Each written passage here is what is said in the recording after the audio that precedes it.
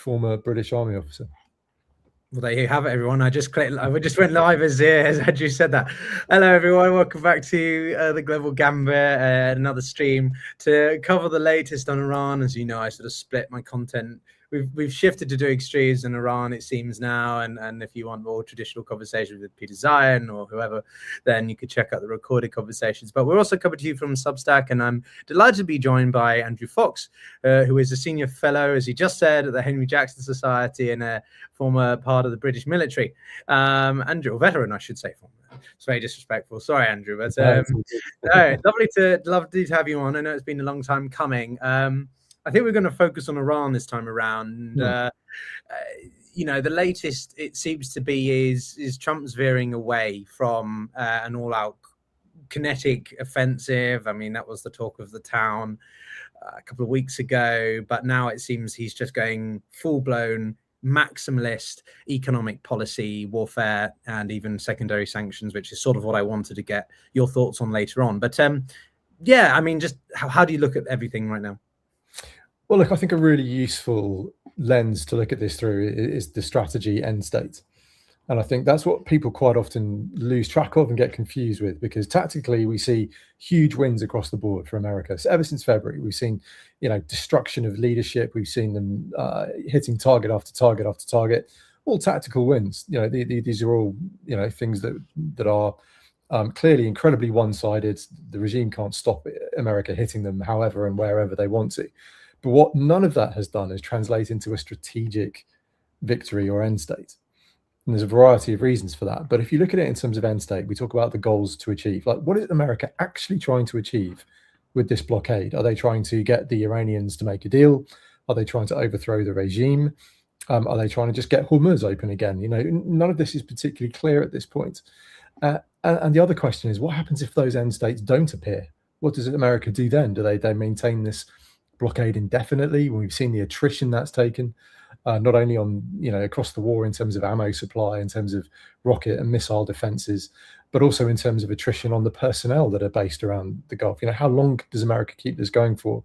And what does success look like? And I think nobody has really clearly answered that question. And until they do, it's very hard to make an assessment of where this actually goes next.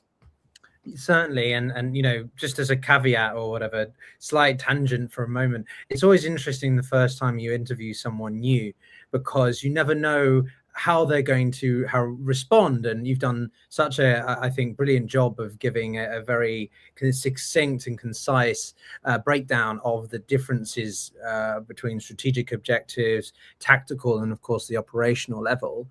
Now, what I'm interested to understand though, Andrew, is why are you still trying to apply a degree of rational decision making to someone like Donald Trump? Surely it's pretty clear at this point he doesn't have a strategy, or a tactical.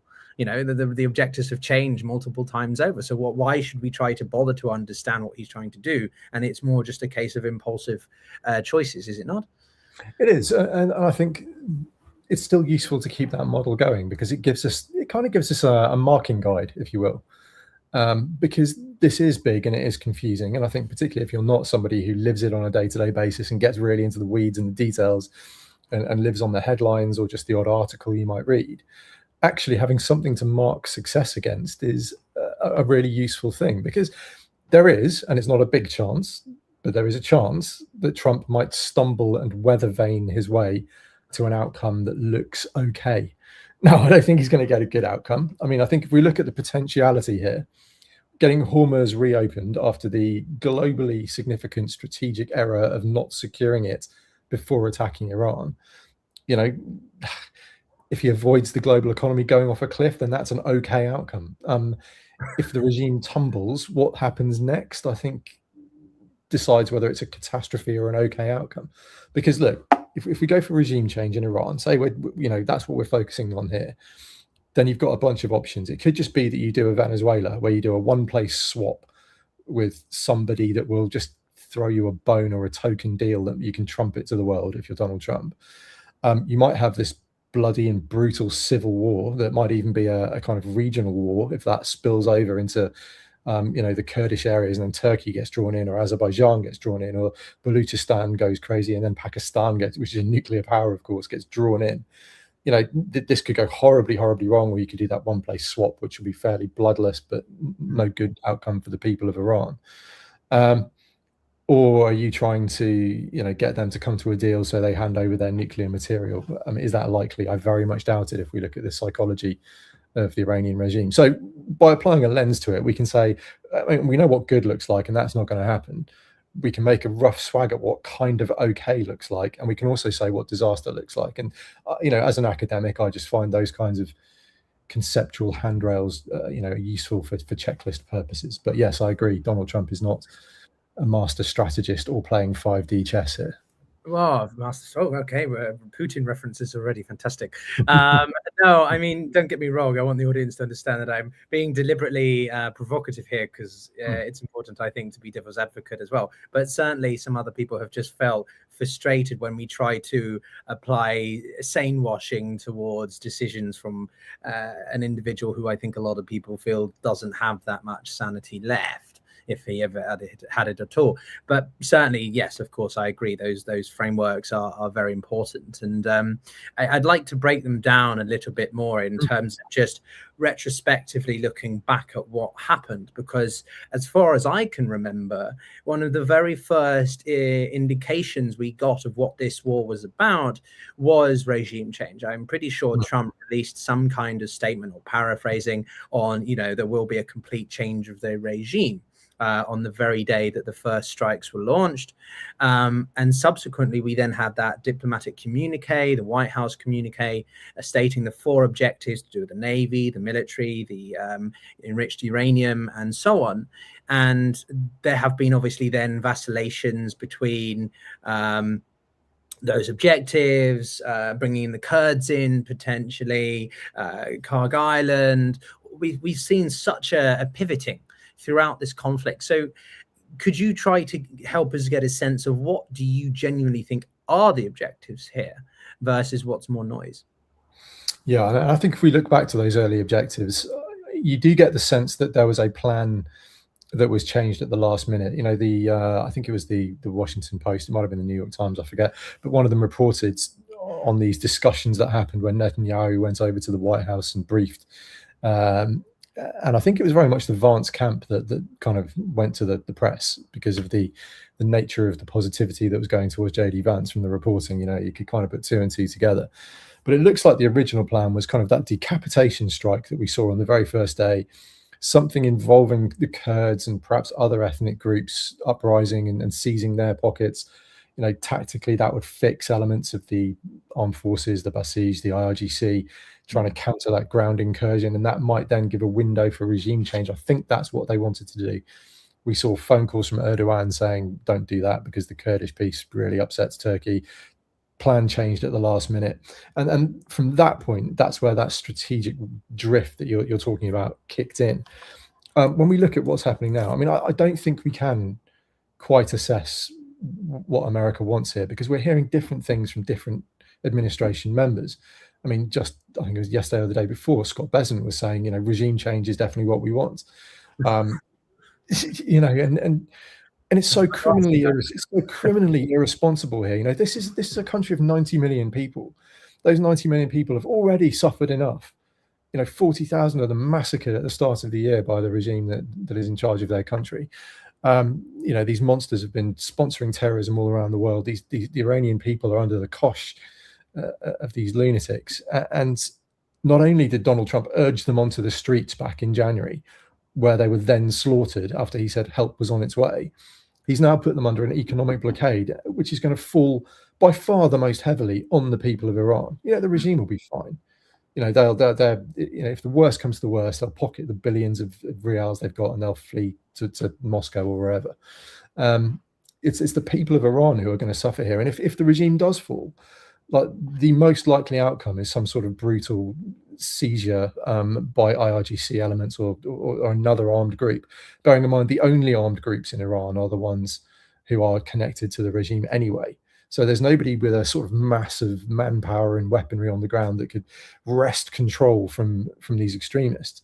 So like there are no good outcomes here, and I think that's one of the reasons why Washington is veining around so hard. Is because they don't know what they want. They can't walk away because Donald Trump can't admit that this was a catastrophe and that he's caused billions of dollars of damage to his own economy and the world economy by making a mess of it. So he needs something he can claim as a win. What that looks like, I think, is going to be very dependent on what happens internally in Iran. But I don't see any good or kind of triumphant good things that come from this. I think there's only gradations of bad things. But I don't think America has the control over which of those bad things it is, to the extent that we can confidently say what they want. No, so that's quite a good question, lead into the other question I've been putting towards some other people, depending upon sort of what angle we're covering. And it's simply that you talk about, depending upon what Trump wants, what can he get, what can he sell enough to what remains of the MAGA crowd, because I think it's splintering quite a lot if you look at the divisions within the GOP.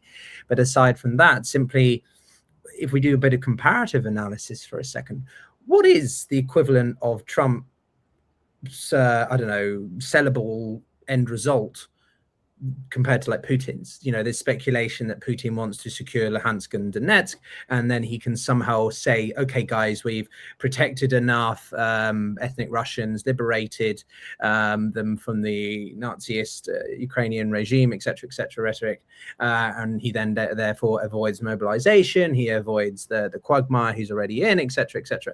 What is the Trump equivalent of that, do you think?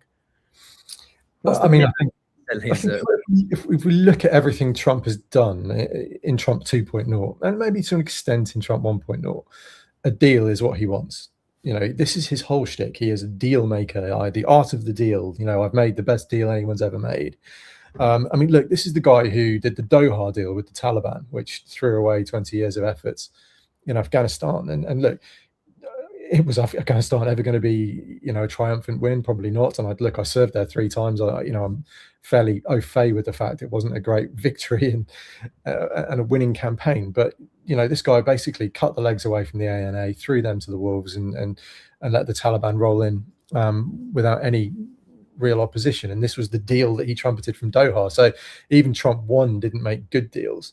And then we've seen, the Gaza ceasefire deal, which frankly is going nowhere. We've seen the Lebanon deal, which actually may be slightly better than the Gaza one, but not great. Obviously, the Ukraine deal collapsed completely on the spot because you could never get anything over the line in those regards. So, and yet he still talks about how many wars he's ended, how great a deal maker he is, and how fantastic he has, and how he deserves a Nobel Peace Prize. And I think as long as he can sell this fantasy of a deal to his deluded followers, then he'll be happy and consider that a win. But that, of course, relies on 2 things. It relies on the Iranian regime making a deal that frankly they now have no incentive to do, really, after the collapse of that MOU. And then secondly, it relies on, once that deal has been signed, the Iranian regime don't overreach again as they did with the MOU. Because we have to understand that Shia 12er kind of philosophy where suffering is sacramental, enduring this kind of pain that they're being put through. It goes right back to the Battle of Karbala. If you go away and have a Google of that, if you're watching, I'm not going to go into deep 6th century battle detail, but the point is the suffering for the righteousness, even if you get wiped out to the last man, it is a religious duty. And if these are religious fundamentalist extremists, yes, they have a huge capacity for rational and very strategic thoughts, but they are still motivated by this religious philosophy. And I just don't think that putting pressure on them is going to achieve that result, because they just don't think in the way that perhaps a Western actor would if they were under these kind of sanctions.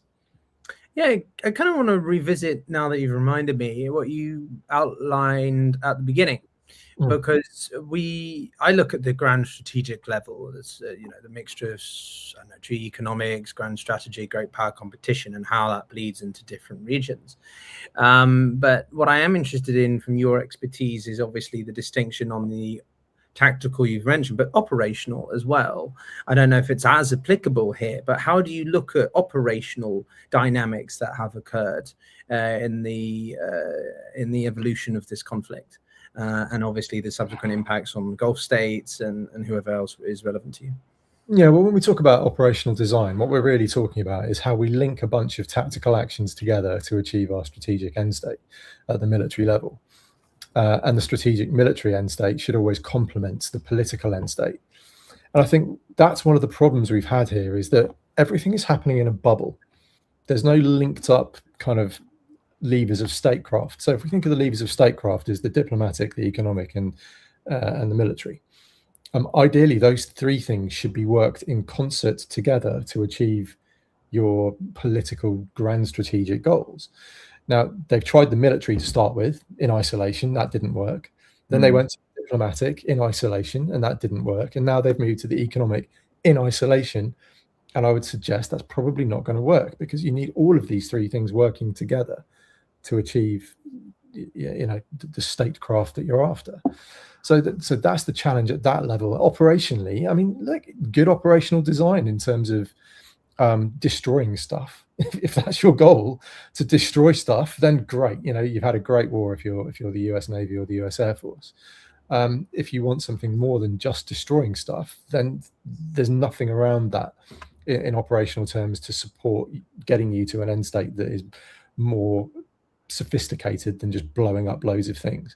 And that's really been the problem, I think, for this war, is that you cannot afford to look at all of those levers in isolation. You have to be clever and sophisticated, use all of them in tandem to get where you want to go, rather than just say, right, okay, that one failed, let's try the next one, and then on to the next one. And that's what we're seeing.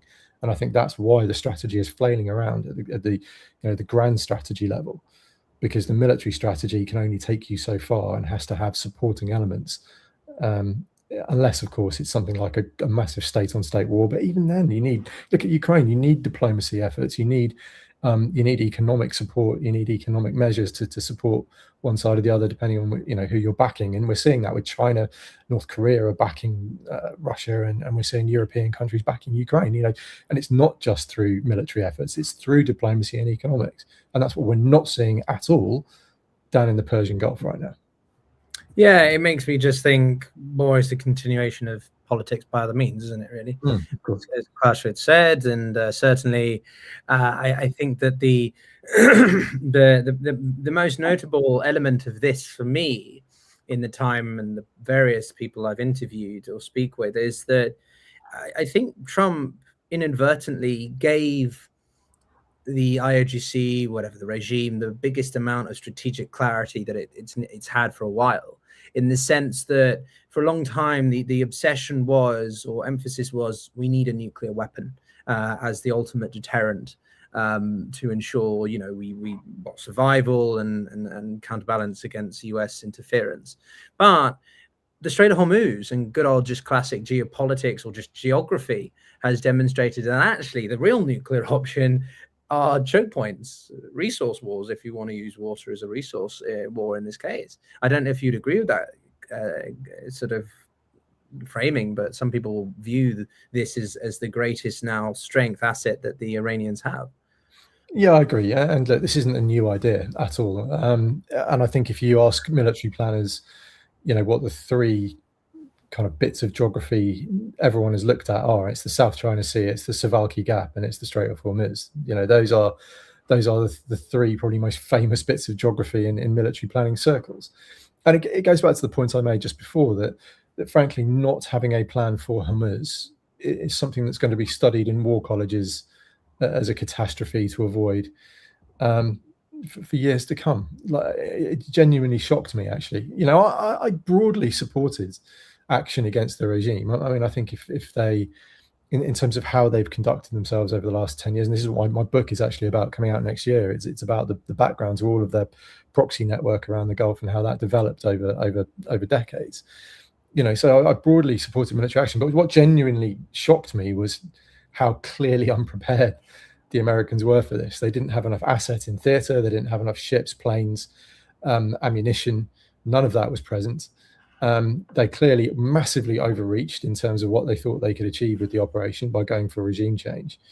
They didn't have an idea of how they were going to secure any nuclear material. Like, it was a shambles from the word go, and everything we're seeing now is a scraping competition to try and get something that they can spin as not a disaster. But you know, from someone who's worked in multinational headquarters, you know, I was only a major, I wasn't a general or anything like that, but certainly I had a huge amount of exposure to operational and tactical planning at brigade level and upwards. Like the gaps in that plan astonished me, especially because I've worked with the Americans a lot, and they're normally pretty good at this stuff. Like, this was a catastrophe, and I think knowing the capabilities of American staff officers, you know, these are good planners. They're not cowboys for the most part. It can only sit at the political echelon that this went so badly wrong. I cannot imagine American defense planners did not put to the White House or the Pentagon senior leadership an option for the Strait of Hormuz. Like I said, it's one of the 3 most famous arterial waterways on the planet. And yet they went in with no plan B as to what to do with it. And here we are with blockades and trying to bypass the strait and all this sort of stuff. And we're, what, 6 months into the war? You know, crazy. So that genuinely blew my mind and surprised me. Yeah, I mean, I love the way you just say, well, I'm only a major. Okay, well, I don't have any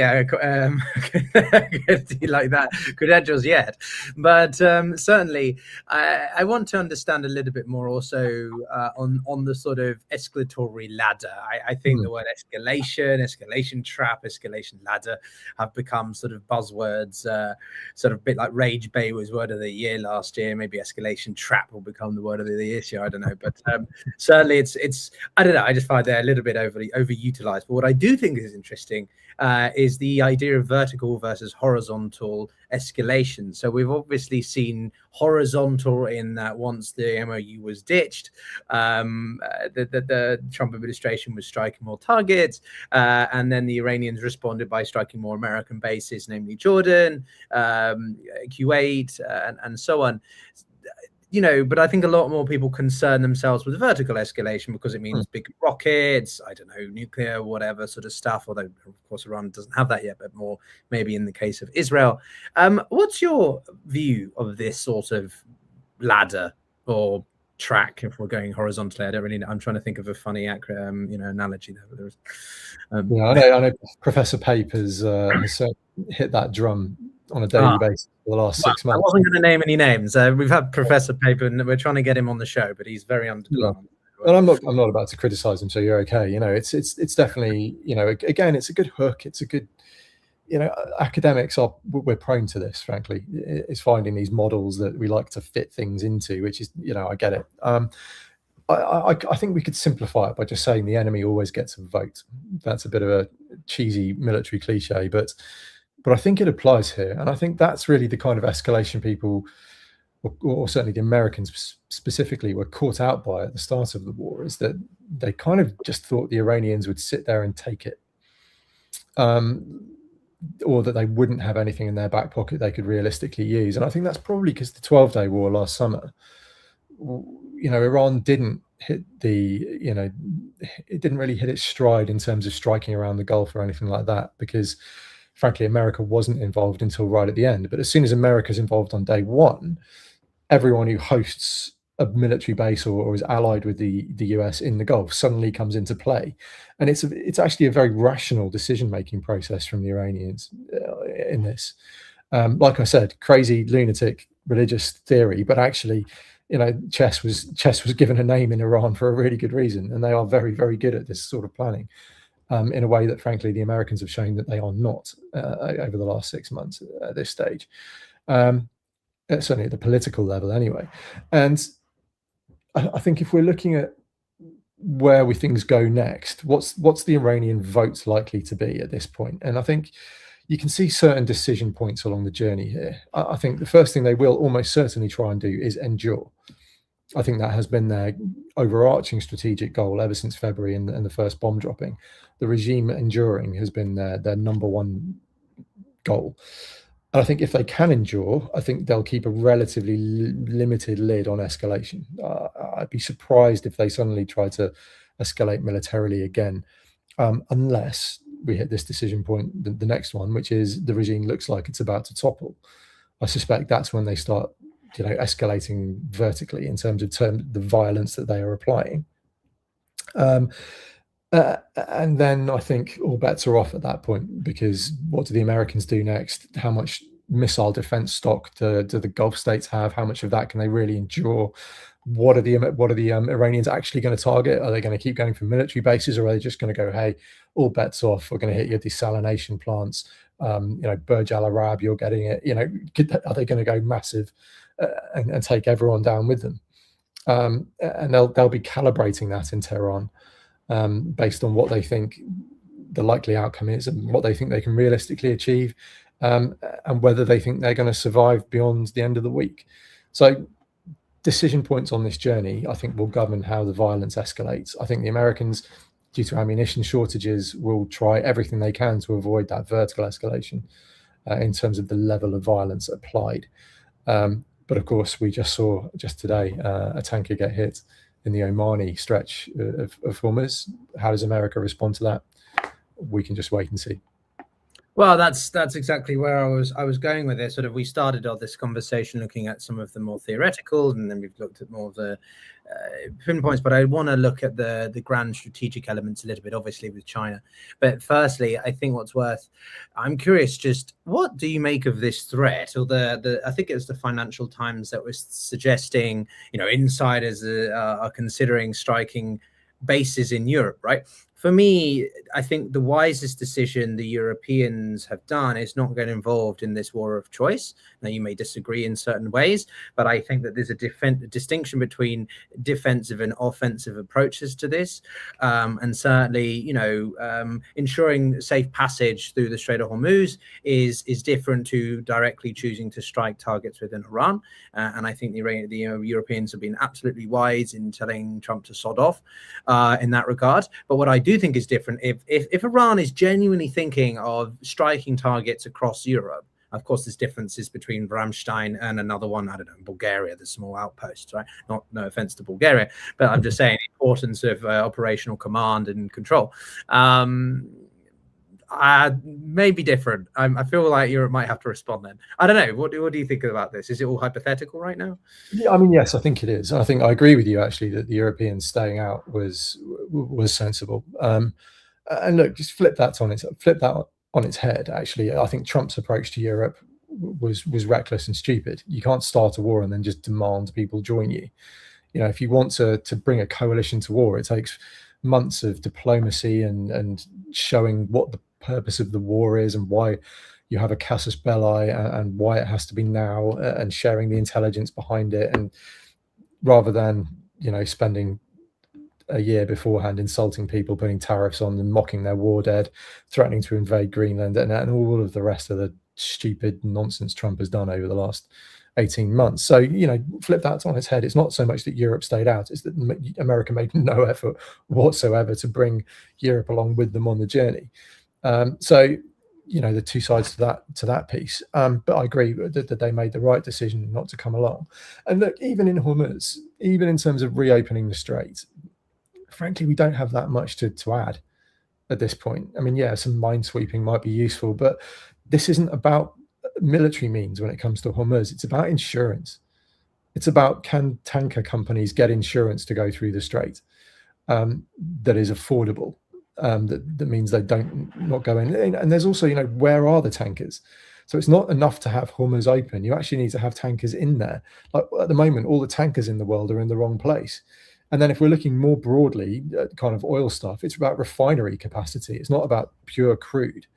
It's about how quickly you can get the crude and then refine it into something usable, be that aviation gas, be that something you use at the petrol pump, be that all the other sort of tangentials that come from the petrochemical industry in terms of the byproducts that go towards manufacturing all kinds of things. This is far more nuanced than just reopening the Strait of Hormuz. And so in terms of European kind of efforts to support that, actually, it doesn't really matter at this point.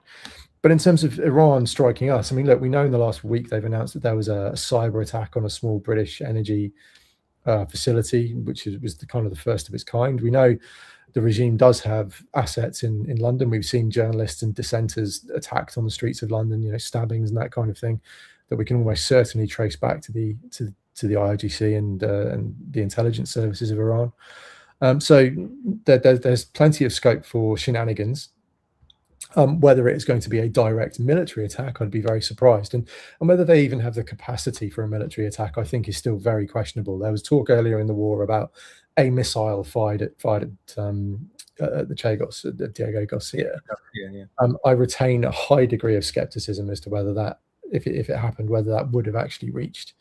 I think the fact that all European governments went, not interested, I think tells us a far bigger story than the original press release. So yeah, I mean, Iranian response, I mean, look, they're busy right now, frankly. They've got bigger things to worry about. And frankly, it's the Gulf states in America that they're really worried about. I mean, if they want to have a snide shot through insurgent assets on the ground, then fine, but I don't think it'll be anything particularly catastrophic. Yeah, okay. As I say, I think that the Europeans, for what it's worth, I mean, people are frustrated with the inaction, inertia over Ukraine or strategic autonomy and things that I'm very passionate about. If there's one thing you want to get me riled up, it will be, you know, Europe's overdependency or lack of achieving its own place in the world, sort of thing, waking up slowly, sort of thing. But maybe we can have that conversation another time. But certainly, what I'm also interested in, Andrew, is the Gulf states themselves, because we had this remarkable Mecca agreement about 2 weeks ago, whatever, 10 days ago, and I think that's huge. Now, some people are going to say, well, it's a bit of a, you know, it's a bit more show than action, because of the clause I love is that it says it's not a Article 5 is an attack on one, is an attack on all, but this one has the sort of slight addition of should be considered an attack on all. The should doing quite a lot of heavy lifting there, because it basically means that none of these countries necessarily will come to the aid of the other. And sort of about 24 hours after the agreement was signed on Friday, the Houthis made some strikes into Saudi Arabia. So Turkey and Pakistan already kind of failed on that regard. Now, I'm being slightly tongue-in-cheek about this, but it is obviously quite a big influence of the balance of power in the region. Do you look at it more importantly, less? I think it points to a trend, I suspect. I suspect of a sort of new multinodality around the world, in terms of the way countries are going to operate going further. And it's, you know, I wrote recently, I'm going to plug my own Substack, I wrote an article called Suicide of a Hegemon, which is about how America has essentially thrown away decades of accumulated power and influence around the world from its behavior over the last 2 years. It's quite astonishing. I don't think there's really a parallel in history for how quickly they have just voluntarily thrown away what made them great. And what we are now going to see is, because America has made such a mess of the Middle East, made such a mess of its relationship with Europe, what we are going to see is a multiplicity of these kind of lower level arrangements. I think we're starting to see movement in that regard through Europe. You know, there are already things like the Lancaster House Agreement between Great Britain and France, which has been in place for a long time, and then you've got the combined joint expeditionary force between the UK and France that comes off the back of that. I can see that becoming a bigger pillar than it is already. Likewise, the Germans, the Polish, I think there is lots of potential there in Europe for much tighter, smaller arrangements outside of an EU framework or a NATO framework. And by the same token, I think we're going to see the Gulf states start hedging their bets, you know, clearly looking eastward to Pakistan. We're seeing, you know, the Israelis at the moment, they've made arrangements with the Indians and the Greeks, and you can clearly see a sort of a small polarity developing in that part of the world between the Turkish influence and then the Greek Israeli influence. So Turkey, Pakistan makes a lot of sense there. So I think that's the way the world is going to go. You know, out with an American hegemony, what we are going to see is different regions pulling together, pulling in different allies from slightly different regions around the world to make a number of these small alliances to try and strategically reinforce themselves. And some of them, I reckon, of course, will be kind of contradictory, because look, the Mecca agreement for Turkey is slightly contradictory because it's in NATO, it's an EU member state in all but name. because of the Greek veto and the Cypriot veto. They're never going to get full membership status. But, you know, they've pretty much got every part of EU membership apart from the name on the door. And yet they are also making these investments eastwards as well, and hedging both sides. I think potentially that is a model that we will see coming in time and time again, particularly in the Gulf, because I think countries like Saudi, like the UAE, like the Qataris, will start looking towards China. They'll start looking towards countries like Pakistan, perhaps their Muslim, you know, fellow travelers in the Pacific Ocean, Malaysia or Indonesia. And I think those alliances will start to come together as well. And it's all a symptom of America rowing back from its position as the world's only superpower. Yeah, we've had lots of guests. I mean, strategic competition, grand strategy, all that sort of stuff, as I say, is fascinating for me. And certainly, I think, having also worked in institutions like the UN, I think minilateralism, if viewers are familiar, more targeted, niche, nimble organizations. AUKUS is probably the best example right now, or the I2U2 in the Middle East, which is India, Israel, US and UAE. So I think that's going the way, and certainly the Europeans are doing it as well. I recently found out about the NB8, which I wasn't as well aware of, but that's certainly happening. The Nordic and Baltic states working together. But I guess, Andrew, sort of, I'm very interested also as a sort of penultimate, really. Trump is threatening all-out warfare, economic warfare in the form of sanctions, tariffs, whatever you can get your hands on. And so this also means secondary sanctions, which is something that states can leverage, but don't often, because of the risk it poses, the slippery slope. And certainly in this case, I mean, we've seen it happen, I think about 2-3 months ago. The Trump administration threatened secondary sanctions on countries related to Russia, which quickly saw a shift in the consumption of energy from India and China. But in this case, China seems to be a lot less willing to do that. Maybe that's because it shows just how dependent they are on Iranian energy imports. I don't know. What's your thoughts on all this? Well, you know, China's not been as hit as hard as I think a lot of people thought they would be at this moment. They've you know, the petrochemicals they import actually aren't 100% used for fueling stuff. They're quite often used for manufacturing things. So they've managed to offset not only with their reserves, but also with the fact that their demand can be managed a little bit more easily than perhaps, you know, Russia's is, with the fact that they're losing the ability to process these things. So there's actually a slightly different nuance there with the Chinese, but they've got a lot of cards to play at this moment in time, China, particularly with American ammunition expenditure. You know, they control 90% of the world's rare earth minerals that are needed for America to replenish their missile stocks. And in some missile or armament types, America's blown through 50% of their pre-war stocks. You know, the ammunition expenditure on that kinetic phase was absolutely remarkable, particularly given how low their stocks were before they even started. And people often say, oh, that's classified, you don't know this. It's like, well, no, we all knew this. We all knew this before this war even started. You know, I was writing about this on day 3 of the war on my Substack, because you track testimony. You know, you look at what people are saying in open forum in Washington. This has been discussed for a very long time before this war started. It's not a secret that America didn't have enough missile stocks for a conflict with China, was the context. And so when we know missile stocks are running low, this isn't a kind of a super secret security breach. You know, it's out there in the public domain. So China does have these large cards to play. And in terms of sanctions, secondary sanctions, look, I mean, I'm happy to say that's not my wheelhouse, but the one concern I'd have is if you get a company sanctioned or something like that, and what's to stop, you know, a country like China that doesn't really have control over which doesn't really have a private sector, it's all state sector stuff. What's to stop them just creating new companies and trading through other means? You know, it feels to me like you're playing whack-a-mole when you get into that space, which is why I think, you know, countries are going to do their best to dodge this if it really does start hurting them. And look, it is also a metal test for Washington as well. Like, what do you do if China doesn't play ball here? You know, we talked about horizontal escalation. Look, there it is. You know, what are you going to do if China doesn't play ball here? What are you going to do if India or Pakistan doesn't play ball here? What are you going to do if Russia doesn't play ball? So there's a lot of unanswered questions here that I think are going to turn into a gut check for Washington when it comes to this kind of mass economic campaign they're playing. It's going to be certainly an interesting one. Yeah, and I also think that sanctions is a bit more in my wheelhouse. I can say something. No,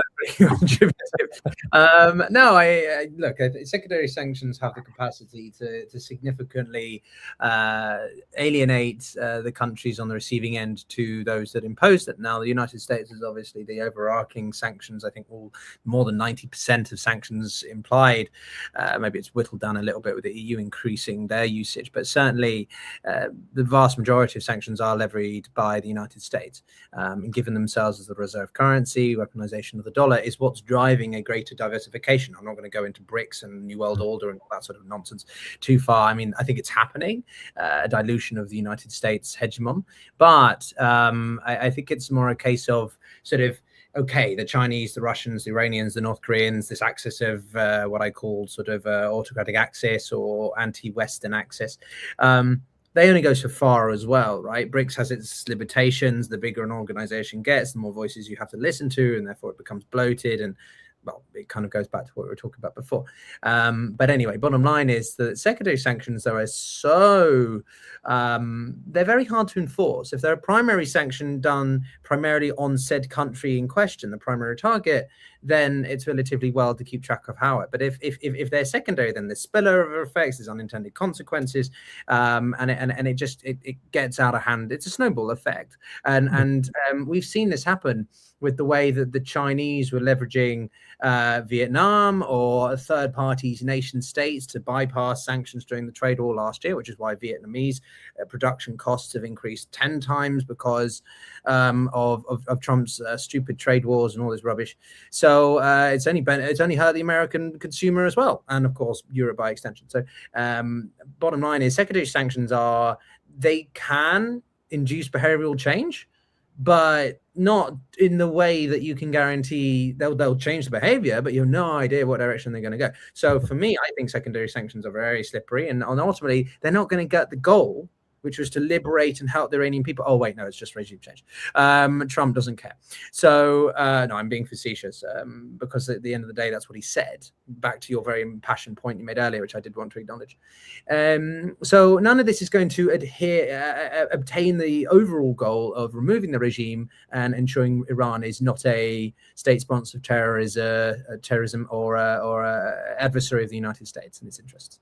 So I don't know where this economic war is going to go at this point. I think it's just complete chaos. But I guess, sort of to put this as a final question to you, including any other thoughts you had on what I just said, what do you think happens next? What would you encourage people to watch out for? Yeah, I think there's an interesting parallel there, isn't there, between the unexpected consequences of secondary sanctions and the unexpected consequences of military action. And actually, I think one of the hardest things you can do, certainly from a military planning perspective, is work out what the second, third, fourth order effects of your actions are going to be. And I think quite often we fall over really hard on those points. And quite often it's due to a lack of knowledge and understanding. And I'll give you an example from history, looking at 2003 Basra, when the British Army went in, and they, the division that we had there, the armored division that went down to Basra, did an incredible job. It was a masterpiece of maneuver.